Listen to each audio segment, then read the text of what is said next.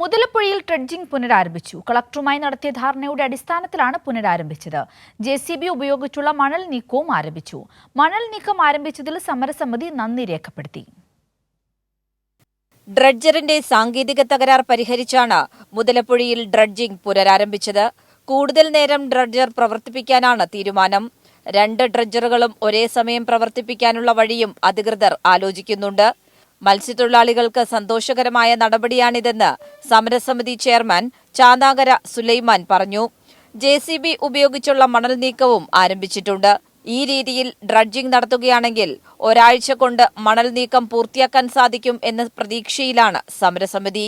ഇന്നലെ ഞങ്ങൾ കളക്ടറുമായിട്ടുള്ള ദീർഘസമയത്തുള്ള സംഭാഷണത്തിന്റെ അടിസ്ഥാനത്തിൽ എക്സിക്യൂട്ടീവ് എഞ്ചിനീയറുമായി ഉള്ള സംഭാഷണത്തിലും ഇന്ന് കൃത്യമായി രാവിലെ തന്നെ ഡ്രഡ്ജിംഗ് പുനരാരംഭിക്കുകയും ഞങ്ങൾക്കതിൽ മത്സ്യത്തൊഴിലാളികൾ എന്ന നിലയിൽ എല്ലാവർക്കും വളരെയധികം സന്തോഷമായ ഒരു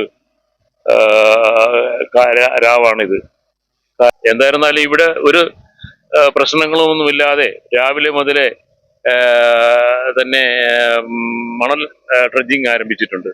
അതിലിവിടെയുള്ള ഞങ്ങളുടെ സമരസമിതിക്കും മറ്റ് മത്സ്യത്തൊഴിലാളി സമൂഹത്തിനും വളരെയധികം സന്തോഷമായ ഒരു കാര്യം തന്നെയാണ്. ഒരു ലോങ് ബൂം ക്രെയിൻ കൂടി എത്തിക്കാനുള്ള ആലോചനയും അധികൃതർ നടത്തുന്നുണ്ട്.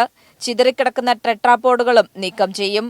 ഇനി സംഘർഷത്തിന് പോകില്ലെന്നും സ്വതന്ത്രമായി പ്രവർത്തിക്കാനുള്ള സൗകര്യം ഒരുക്കുമെന്നും സംയുക്ത സമരസമിതി കഴിഞ്ഞ ദിവസം കളക്ടർക്ക് ഉറപ്പു നൽകിയിരുന്നു. കാലാവസ്ഥ അനുകൂലമാണെങ്കിൽ ഈ മാസം അവസാനത്തോടെ പൂർണ്ണമായി മണൽ നീക്കം ചെയ്യാൻ സാധിക്കുമെന്നാണ് അധികൃതരുടെ പ്രതീക്ഷ. കൈരളി ന്യൂസ്, തിരുവനന്തപുരം.